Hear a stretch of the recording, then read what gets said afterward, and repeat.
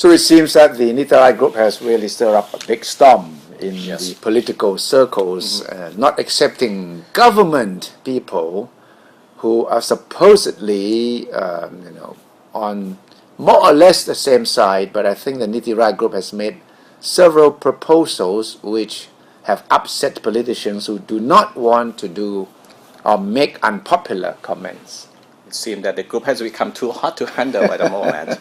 And very interestingly, like you mentioned today, there's a lot of talk on the Nitarai group today, and it comes from the government side. Yes. All the criticism today, all the major criticism against the group, the group today come from the government, starting with Prime Minister Yingluck. Oh, what has she said? Well, she said that, first of all, the royal family is a very important institution of the Thai society that should be protected.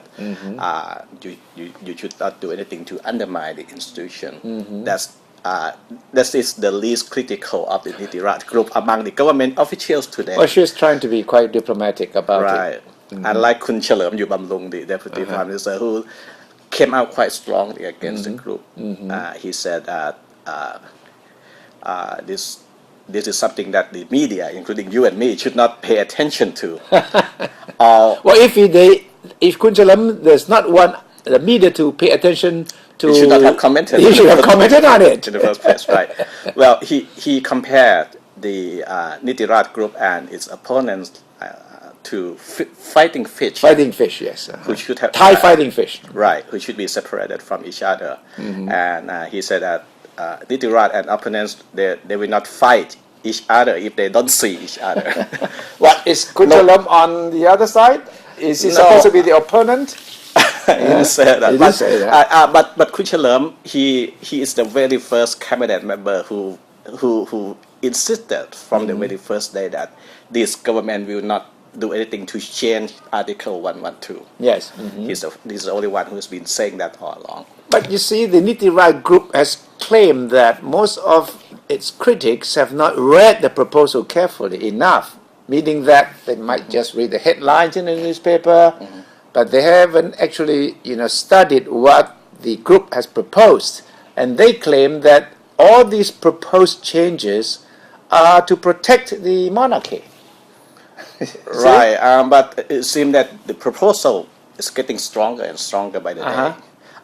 They started with asking for the erasing of all the consequences of the coup. Yes. That's where it came to being, the Nitarai group. And then the group came to the forefront of the campaign against Article 112. It's up a little bit then. Yes. And then over the weekend, this is the controversial, it's a big bombshell. Yes. They asked for the new constitution to include a provision that the king should be perform some sort of swearing-in ceremony to protect the constitution. The king should be perform some kind of a ritual to say that he will be a protector So of the that constitution. is what touched off the criticism from Right. the Prime Minister and Deputy Prime Minister. Also, Kun Sanan Khajaprasad also today, he's the chief advisor of the Chad Thai camp, and he said that he called the Nitarai group, who consists of a lot of lecturers of university,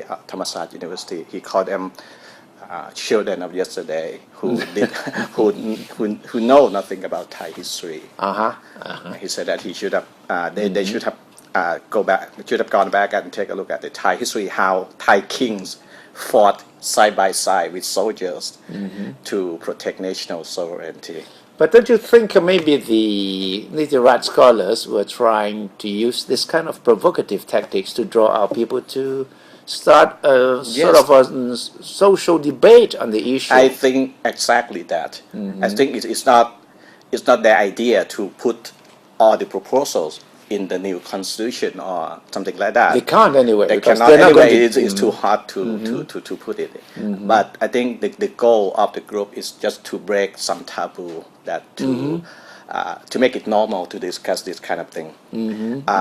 Imagine 3 years or 4 years ago, we would not have seen a news headline talking about the king having to perform. So some they kind may of have swearing-in. succeeded in, if the purpose was to make the debate a legitimate topic. That's all they wanted. Right. I don't think they could expect to make changes to the But constitution or to the just throw criminal something law. on the table and trigger some kind of a legitimate discussion. Well, to that end, they might have succeeded. But then, maybe it's too hot to handle.